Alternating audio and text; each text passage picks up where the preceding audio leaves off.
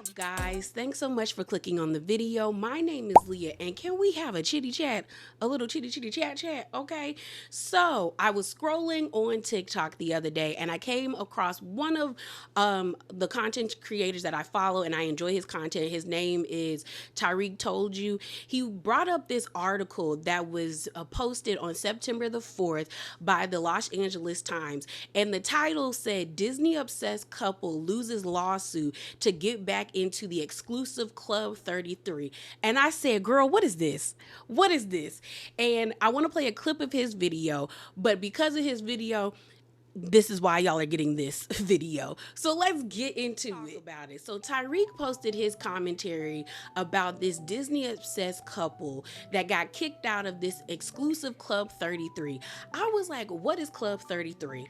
Now, I have been to Disney World. It's been years, and I mean years, since I've been to Disney World, but I've been twice, and each time it was for a family reunion, and we were down there for at least like 6 days, and we went to all the parks, the 2 water parks, and all the other parks. So Epcot, Magic Kingdom, Animal Kingdom, and then what's the other one? MGM, and then like I think it's Blue Lagoon and Bahama Bay. I think that's what it's called. But we've been to all of the parks every time that I've gone. So I've only been twice. But I do see why people enjoy going to Disney World and Disneyland and the other parks that are overseas.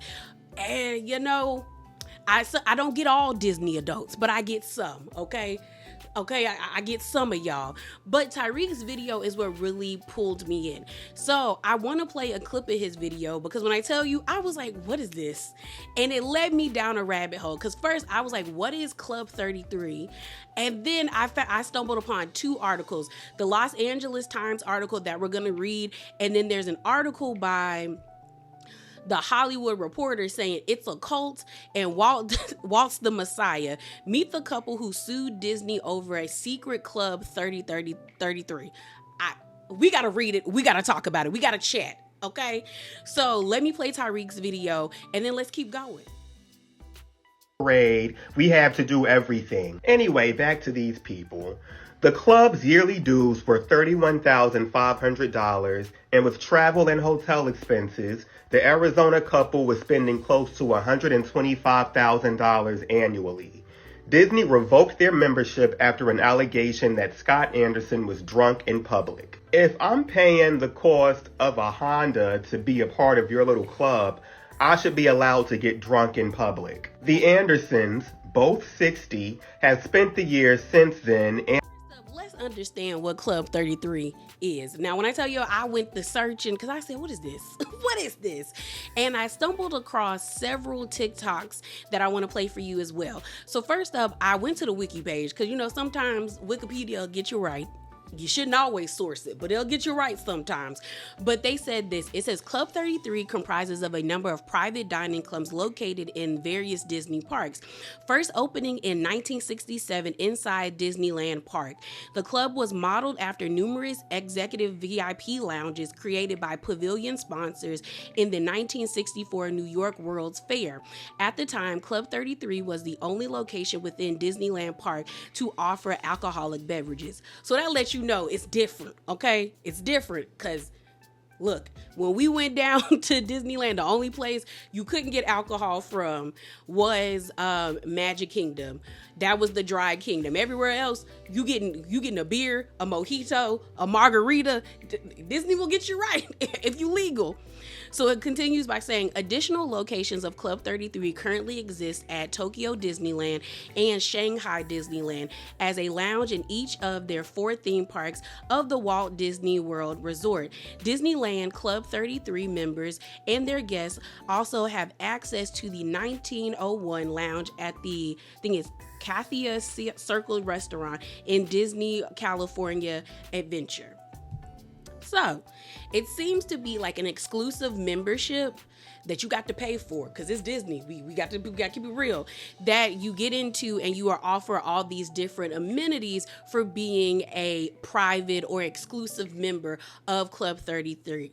Now, let me play those TikToks to show what you kind of get. Now, they had to be secretive about it because I don't think in most of the clubs you're allowed to videotape. So in one of the TikToks, the lady expresses like, we weren't able to get much video footage because you're not allowed to, but we did get pictures. You'll also see a girl press an intercom because that's how you got to ring the doorbell before you get in there. You can't just be walking up. But she and her friends decided to dine at Club Disney. Now, I don't know if she's a member or if this was just a special invitation to her and her friends.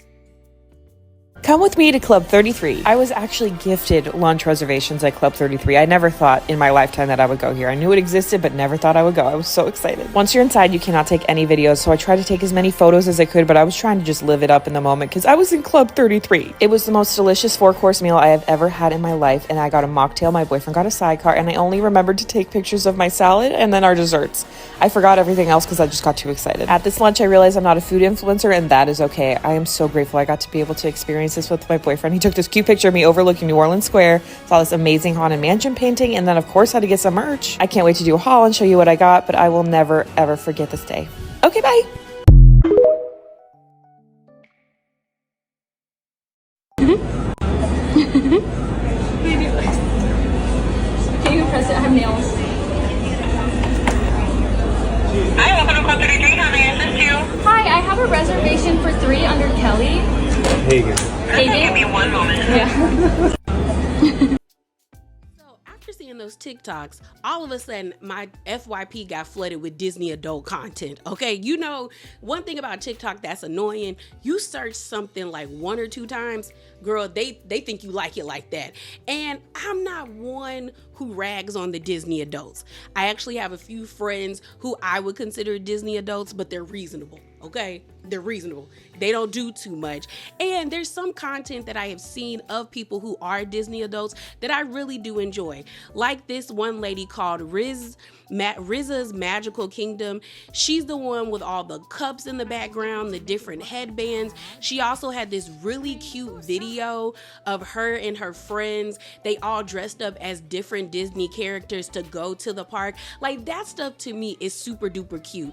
I also saw this one video of these women in their 40s all dressed up as different Disney princesses, and people were making fun of them, but I was like, they look cute, they're having a good time, they're spending their own money. Look, if you're an adult, you can spend your own money. You're not pushing little kids out the way, because honestly, the theme park is really geared towards them, especially if you're in Magic Kingdom. Now, if it's MGM or Epcot or Animal Kingdom, I feel like those, and the water parks, I feel like that is like family friendly, like everybody of all ages. But if you go into Magic Kingdom and you are just being like, you shoving 3-year-olds and 6-year-olds out the way to go meet one of the characters, you doing too much, because Magic Kingdom is made for them. It's a dry kingdom. Let the kids have their moment. But also, I don't think you have to rag on the Disney adults, because for me, a lot of them seem to be reasonable. Now, I do know there's some crazies. Okay, we do know that there are some crazies, and this content creator by the name of Jack McBarstool, he posted a video of his commentary about the Disney adults, which I kind of agree to. I was like, you know, some people take it too far, but not everybody. So you have to find the people that are a happy medium, but I want to play his video because it got a good laugh out of me.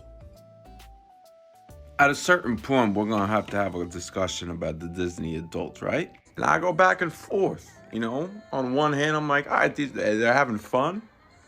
You know, they're adults, like they're not hurting anybody. Just let them have their fun, you know, like people like sports. They go crazy for sports. Like people go crazy for, you know, Disney. But then I'll find myself on the other side of the spectrum and think, wait, we got to have a discussion. We gotta have a discussion. Should we, you know, be extending help to these people? Like, should they be in the DMS or DSMR 6, you know? Is this an illness of sorts? I'm all for letting people have fun, so it's like, what am I supposed to do? But like, if I was president, would I put something in about the Disney adults? Should a 40-year-old who is competing for the same space as a 6-year-old, you know, should they be able to, you know, participate in democracy? I don't know. That's the discussion. That's the discussion that we would have to have. I'm open. Like, I don't know. I'll mediate. It's just, you know, I don't know. I may have said too much.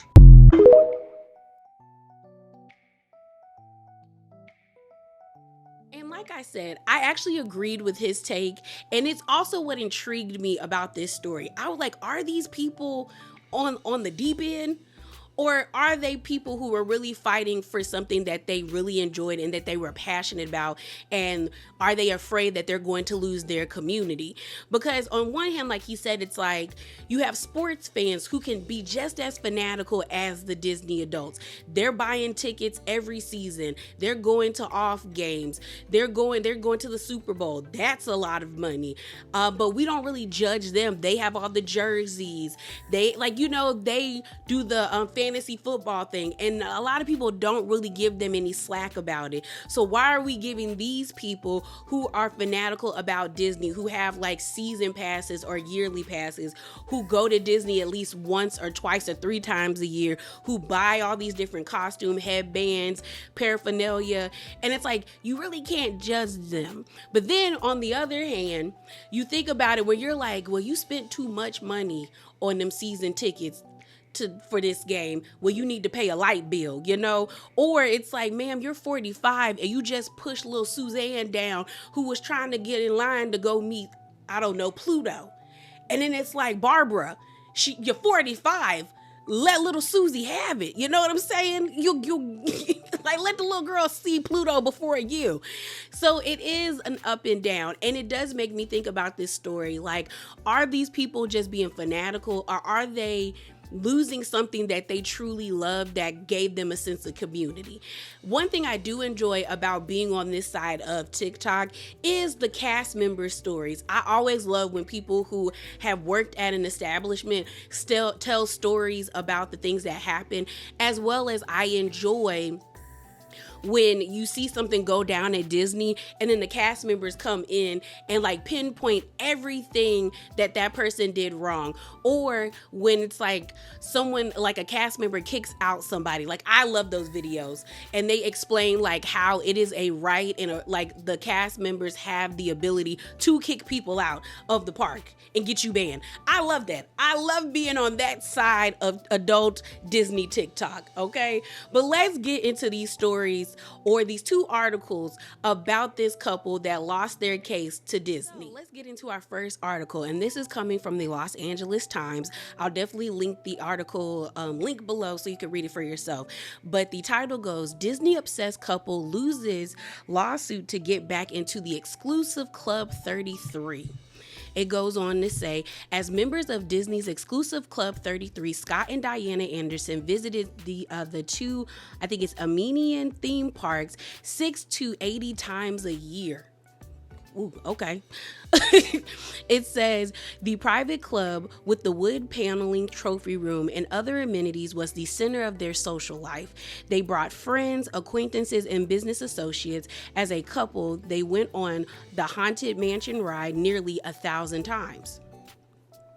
It says the club's yearly dues were $31,500, and with traveling and hotel expenses, the Arizona couple would spend close to $125,000 annually to get their Disney fix. Lord, one day, okay? I need that type of money in my life. It says all of it came to an end in 2017 when Disney revoked their membership in the club after an allegedly that Scott Anderson was drunk in public.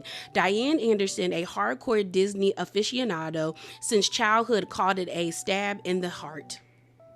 It says the Andersons, both 60, have spent years since then and hundreds of thousands of dollars trying to get back into Club 33. On Tuesday, an Orange County judge rejected their claim that Disney ousted them improperly. It had been taken to Anderson more than a decade to gain membership in Club 33, which includes access to exclusive lounges, dining, VIP tours, and special events. It says they finally became a part of the special place.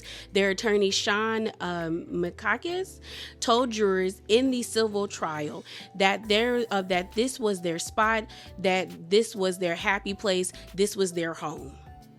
So it continued by saying at about 9:50 p.m. on September the 3rd, 2017, security guards found Scott Anderson near the entrance of California Adventure, displaying signs of what they took to be intoxication, including slurred speech, trouble standing, according to the trial testimony. His breath smelled of alcohol quite a lot, one of the security guards said in court. The club swiftly ousted them. I think their lawyer's name again, I know I'm butchering it, I think it's Marcoses, said Scott Anderson had 2 to 3 drinks and that Disney did an incomplete and slipstream investigation with no breathalyzer or blood tests, no videos of Anderson's behavior that night. They have not established that Anderson was intoxicated, Marcos said. Instead, he argued Anderson's symptoms were a result of a vestibular migraine, which can be triggered by red wine, among drinks Anderson consumed that day. In effect, Marcos argued Disney was punishing Anderson for a medical condition. A medical expert testified for the Andersons that the symptoms of a vestibular migraine could be confused for intoxication, with a neurologist hired by Disney countering that Anderson's behavior was more likely the consequence of drinking. September 2017's incident was not the first time the Andersons had a run-in, a foul at Club 33 management. The year before, Diana had been briefly suspended for using the salty language, a couple of F words, as Marcos put it. Marcos told judge that the Andersons filed lawsuit against Disney to vindicate their reputation. He does not want to be known as a drunk, Marcos says. They loved that place. They took their fight to Disney because it's his name. In their complaint, the Andersons asked to be reinstated to Club 33 with a $10,500 reimbursement for 4 months of unused membership in 2017. They also wanted $231,000, roughly equal to the 7 years in the club. Jonathan E. Phillips, an attorney representing Disney, said Club 33 membership guidelines forbids public intoxication. They did not want to pay the consequences of failing the following rules, Phillips told jurors, adding that Scott's conduct cost his wife of 40 years her lifetime dream of having access to Club 33.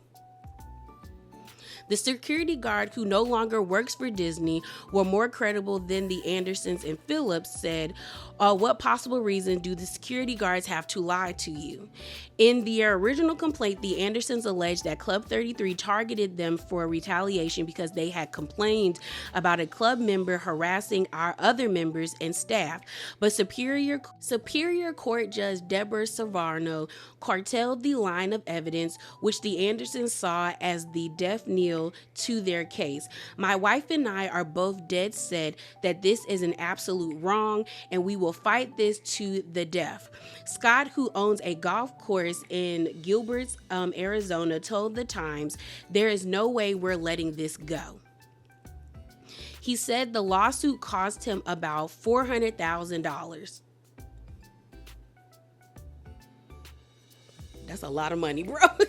So, okay, again, it says he said the lawsuit cost him about $400,000. My retirement is set back 5 years, he said. I'm paying through the nose every day. I'm seeing another bill and I'm about to kill over. He said he will appeal. His wife said she wants to keep fighting. I'll sell a kidney, Diane said. I don't care. And that's the end of the Los Angeles Times article. Said previously, it does seem like these people are fighting for their community. I don't know how much they're fighting for their name. I mean, you get drunk at Disney, I wouldn't take it as a big deal. But I can see why they lost their case, because once you sign the contract and it says you can't get publicly intoxicated and you get publicly intoxicated on top of that, y'all already had issues, they was gonna get rid of them.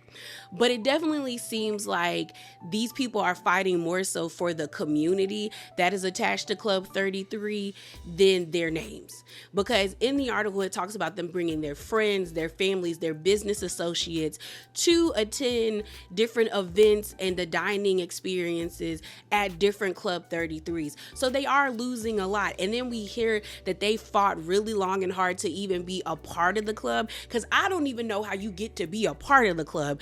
Even online, when I was looking through TikTok, it said that sometimes you have to know certain people and they'll put your name on the list, or you have to do other things. So it does seem like they went through all of that, rigmarole, for lack of a better words, to get into Club 33, and unfortunately they lost it. And it's costing them a pretty penny. Now, the wife saying she sell her kidney, girl, it's not that deep. I know there has to be more exclusive clubs in this world than, Club 33 for you to be going back that hard, okay?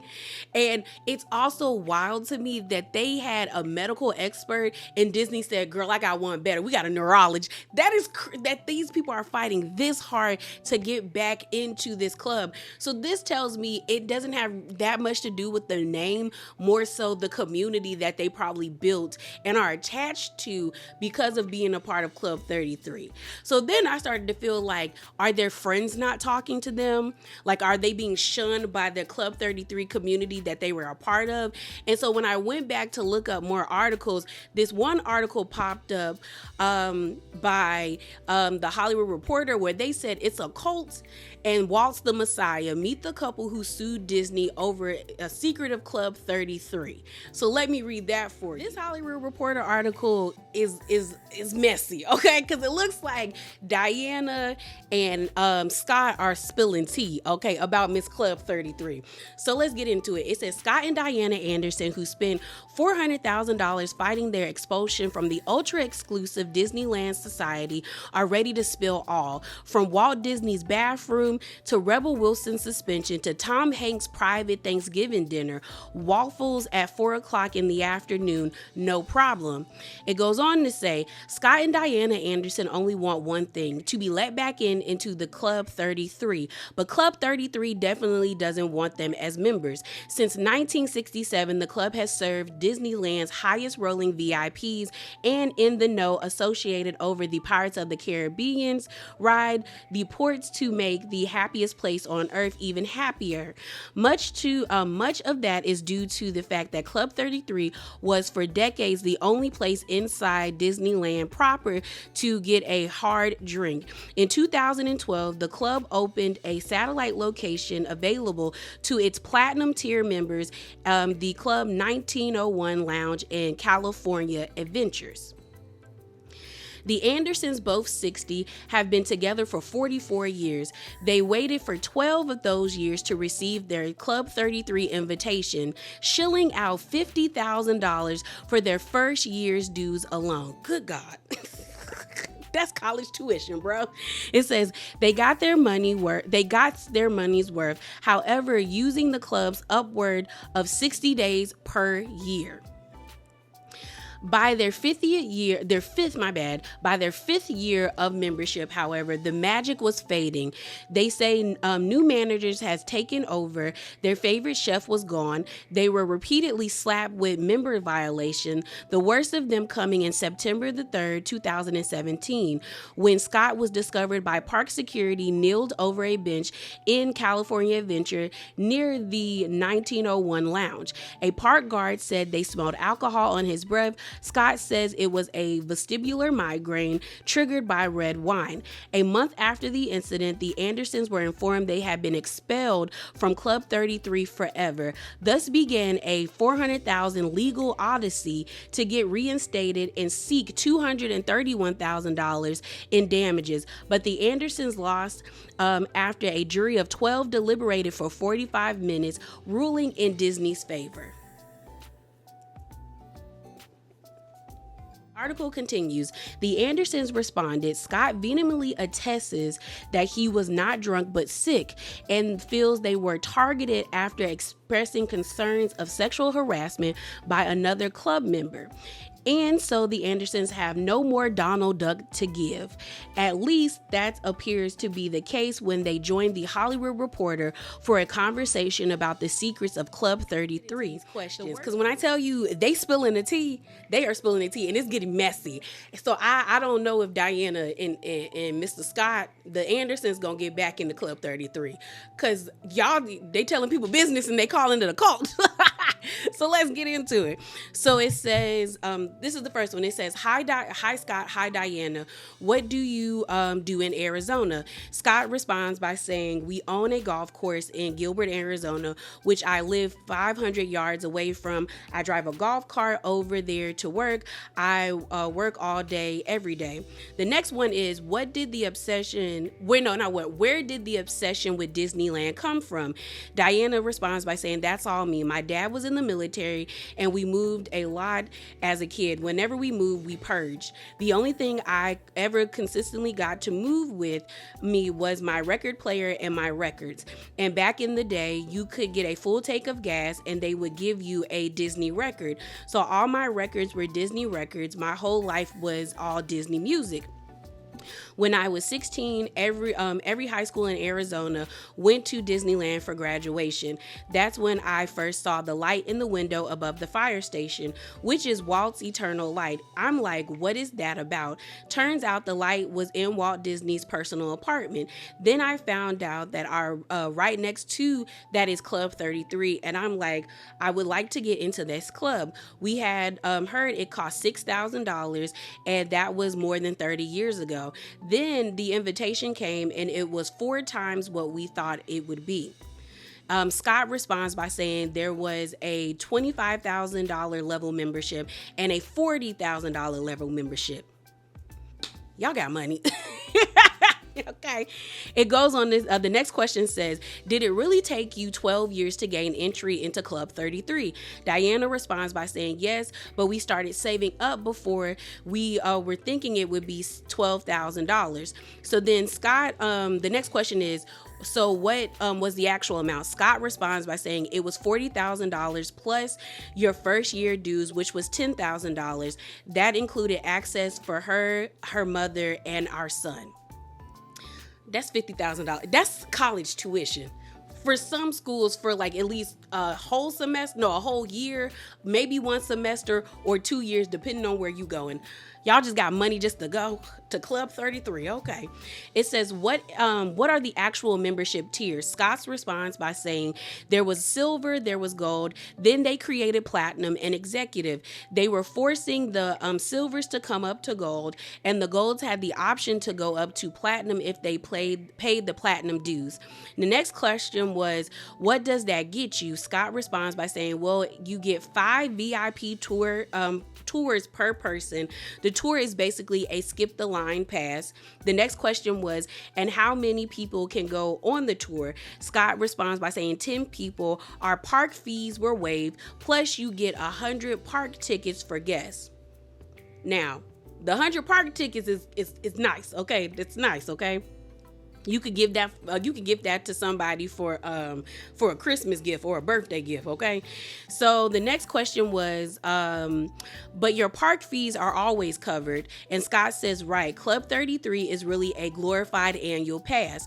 Then Diana responds by saying, and Club 33 members, you don't have to pay for the lightning lane or a genie pass or all that other garbage. So then the next question is, what do you get in the actual Club 33? Diana responds by saying liquor and food. When we first joined, they had a dining room and the trophy room. Scott's response is, when they opened up these new membership types, they opened a second club called the 1901 Club or 1901 Lounge, which is on the California Adventure side. It's right next to the Cars restaurant. It holds about 45 people total inside. When it's 95 degrees outside, it's lovely to go in there. They have light bites, cocktails, wine, and beer. And then the manager would wander around to tables, touching as any manager would do. So Diana also responded to this question by saying, but you didn't get any other privileges. We used to get to ride the Lily Bell, which was Walt's personal car on the Disneyland railroad train. Eventually, they started selling that for $85 a piece. The next question is, isn't the food in Club 33 supposed to be really good? Diana responds first by saying, it was when Marshall was there. Then Scott says, when we first joined, the original chef, Marshall St. Pierre, would make the world a different thing for you. You could have a full rack of prime rib for a party of 8, and he'd bring it all out and hand slice it. Waffles at 4 o'clock in the afternoon, no problem. That was Diana's response. Scott goes on to say, it was an amazing experience, but they wanted to redo the restaurant and increase the size of the kitchen. So they took out the trophy room and added a bar and lounge called the Saloon Nirvana. So the next question is, do they have a no photo policy in there? Diana says they have a no photo policy in the bathrooms, but that's just California law. Scott responds to this as well, saying you can take photos in the lounge and the Grand Saloon, but you can't do any videoing. Diana also, her next response is, and you can't take pictures of other people who aren't in your group. Because people are always trying to take pictures of celebrities. It's just rude. Members do it all the time. Next question is, there's no blackout days or anything. Diana goes on and says, correct. Unless they close the club down because they have Tom Hanks coming for Thanksgiving, then you have to get out by 3:30.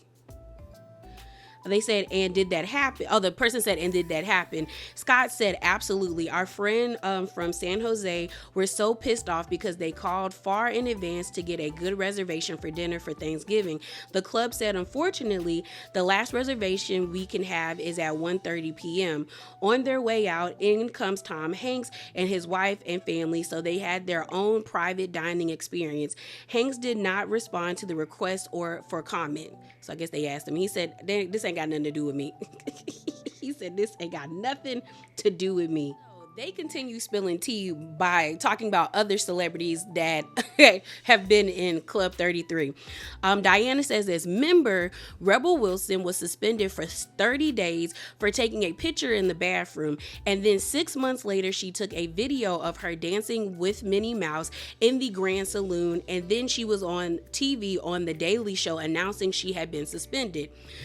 Scott says a bigger scandal was actually Katy Perry offering access to the lounge for charity for $160,000. Diana continues by saying, you're not allowed to give your tickets to charities. Perry did not respond to requests for a comment. So the next question was, how are people profiting off of their membership? So Diana responds by saying they're selling their tickets. So the 100 tickets that they get, they're selling access. They're getting about $125 for lunch, including the club ahead. So then Scott responds by saying, then there's exclusive Club 33 merch. There are fanatics out there that obviously aren't members. Members walk out with 10 bags in their hands of the latest resale, of the latest releases of merchandise. They put it all up for sale. Diana goes on to say, one of them even has an online store. There's also special events and people sell access to those events. We got Club 33 gardening vests and clipping shears that had the 33 logo on the leather pouch. They would sell all of those items online and get $1,000 from them because they're so rare. Scott says, we did dinner inside Haunted Mansion, 25 people around the dining room table. I think that was an additional $2,500. So $2,500 bucks for the two of us. The next question they have is, does it give you access to secret stuff like Walt Disney's apartment? Scott said, we got to see it when it was still all the original furniture in there.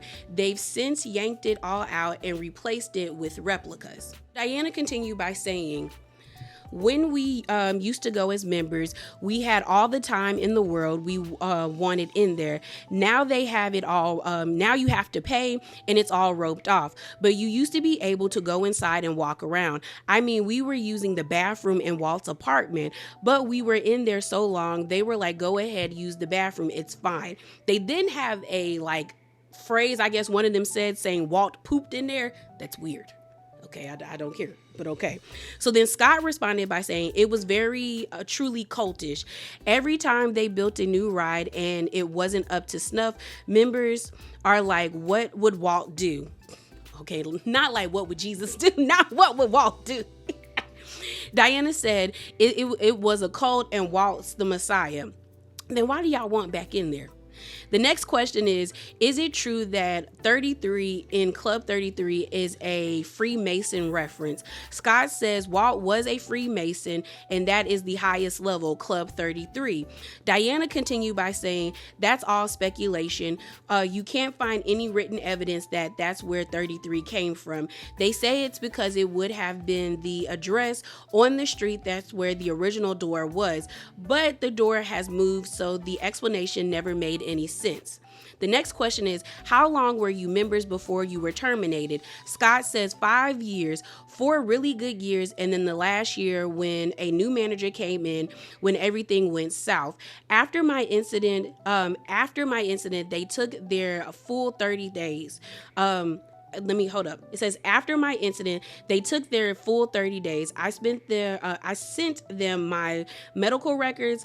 I emailed them multiple times. We didn't know we were going to be terminated. It was so out of nowhere. We got a letter in the mail, says terminated. Diana responded by saying, first the manager said, if you don't write an apology letter, I'll terminate you. Then Scott says it was like, but if you're writing an apology letter, all will be forgiven. And then the guy asks, or the reporter asks, and you wrote one? And Scott said, I did, yeah. The next question is, what did the check that night say in terms of how much you drank? So Scott goes on, and they actually show a picture of the receipt he had. It says we were there at for the fantasy football draft, and so there was 15 to 20 people on the tab. It was 2 bottles of wine. There was beer. So I had 2 of the beers, and I had a glass of wine. 12 p.m. to 3:30 p.m. It was 9:30 p.m. What I was found. It was 9:30 p.m. that I was found on the bench. I was sitting on the bench, and then when security was there, hey, you can't. I guess they're saying this is what the security guard said. They said, hey, can you stand up? I couldn't really stand up. I stood up, and then I kind of sat back down on the bench right away because severe vertigo is a part of vestibular migraines. All I had in my pocket was my Club 33 card, so they called the club and reported me based on that. The next question is, where was Diana during all of this? Diana responds by saying, I was closing out our check inside in 1901. Security did not call me, and I'm on the list as in case of emergencies. In his phone, they just called the last number that had called Scott. Luckily, it was one of our best friends. Imagine if it had been a business associate. The next question is, in the loss, they also bring up what they brought up in the Los Angeles Times. So they're talking about when Diana got suspended for using foul language. So the article continues by saying, in the Los Angeles Times, they noted the Andersons had ran afoul the year before. Diana had been briefly suspended for using some salty language, a couple of F words. So I guess this is her responding to that. So Diana says, my friend knocked over her drink with her sleeve, and the waiter came up and she was like, may I get you another mimosa? He is like, I can give you she's like, may I get so the friend was saying, may I get another mimosa? And the waiter, I guess is a he was like, I can give you water or I can give you tea. After 5 minutes, I go, wait a minute, did he just cut us off? And I went to talk to the manager, who would not look at me. Finally, I leaned into him and I said, what the F is going on? And he goes, that's it. So then the next question is, you hadn't been drinking? Diana said, I had 2 glasses of wine. Everybody there knows I pour water in my wine. I'm not really drinking 2 glasses of wine. Everybody knows that. Believe me, when we're talking, we know we sound crazy. My friend talks about it. We're like, I know we all sound insane. So the article continues with this excerpt where it says, you spent a great deal of money to be a member there and assume you got no refund. So is it about that, or are you really missing being a part of the club? We undertook this very expensive, when you undertook this very expensive legal route. So it continues with Scott's response by saying, it was 2 things. One is my integrity was impunged. Because now I'm the drunk in the park, and it's all the friendships that we have there. We're all going to go to Club 33, and we're like, we'll go do something else for a while. They feel guilty, we feel guilty. If that's the shoe, if the shoe was on the other foot. So the next question is, so you're not banned from the park? Scott said, no, we're banned. No, we're not banned from the park. The next question was, have you been back to the park? Scott says, we have twice, and is all I can recall. And then Diana also answered this question by saying, we've gone 3 times. We paid for the lightning pass. They didn't tell us how to use it, so we went on one ride. Then everything was sold out for the day. I'm like, are you kidding me? And while we were in line, Disneyland sold out, so we couldn't go to both parks. It wasn't any fun. So the last question was, your Club 33 troubles began in 2017. Why did it take 7 years to go to trial? And Scott responds by saying, Disney got a summary judgment saying, basically, we're throwing this out. So we went to appeals court. The appellate court said, you can't do that. So it got handed back down to the lower court. Then COVID happened, and then the courts got shut down. Diana responds by saying, we actually subpoena Rebel Wilson. Okay. And the last question of the article says, but she didn't take the stand. And Scott said, no, she probably should have. The interview was edited for this length and clarity. And it says the last time it was updated was September the 14th, 2024 at 12:05 p.m. And that's the end of the article. If you guys would like to read both articles for yourself, it will be in the description box below. Now, if I was them, I'd let it go. If I'm gonna be honest, if I was them, I would totally let this go. Okay? Because $400,000 is a lot just to get into basically Disney World Country Club. That's what it, like, you know, or secret society. I get it. I get it. They waited 12 years. They finally got in. The first 4 years of their membership was bliss. Like, you know, the 5th year was horrible. They changed management. They had, you know, situations back and forth. But at this point, it's been 7 years. You're going to have to let it go. If you ask me, you gotta let it go. You know, sometimes you gotta let it go. And if the people stop hanging out with you because you're no longer a part of the club, then were they ever really your friends? I'm also wondering why you would want to be a part of something that you call cultish. Like, because that makes you sound insane. You know what I mean? And granted, they might totally be in the right. The man might actually have was having a vestibular migraine. They might be right about the sexual harassment that they brought up about another club member. They also might be right about management having it out for them. But at the end of the day, you're wasting time, your money on something that probably will never happen again. But when the documentary comes out, because I definitely feel like someone is going to scoop them up, and there's going to be a documentary about Club 33 and, you know, Disney adults, I'm going to be seated for it. Just enjoying what I see. I also heard that there's a movie coming out about Club 33 by the content creator by the name, I think her name is Laura Ashley Beck. She talked about it, and it was basically saying that the movie is going to be directed by the director who made Goosebumps, and I think another director that was a part of Stranger Things. So it's supposed to be kind of like a Clue-esque type movie. I would be here to watch that too. But I think this whole situation is wild, okay? It's just all this money, and y'all spending it to go to Club 33 on Disney. And the thing is it's not even like they did anything cool with it. Like, Club 33 is in Shanghai, China, and in Tokyo. And they never mentioned going to Tokyo. They were always just going to California Adventure.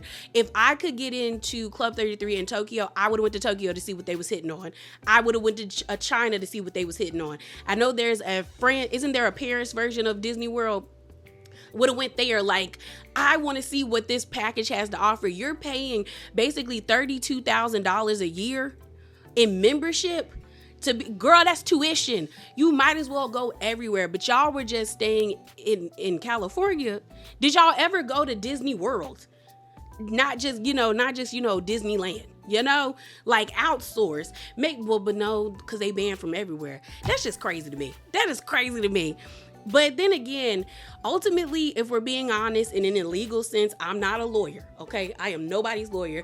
But I do know if you sign bylaws, because I have been in clubs before, and you violate those bylaws, pretty much you actually consent to whatever punishment that they give you. You may be able to contest it, but ultimately it is the club's decision whether or not they want you there. And ultimately, Club 33 at California Adventure said they don't want you there. So if I was y'all, find another club. You have the money, so you have to be able to go other places. And you're not kicked out of the park. Be a normal park goer. Be a regular Disney adult, okay? And experience the park like a normie and have fun. But yeah, y'all, that's all I got for this. Definitely hop down in the comments below and share your thoughts with me, because I think this whole situation is very interesting, okay? And as always, remember to be bravely authentic. And I'm out, y'all. Deuces.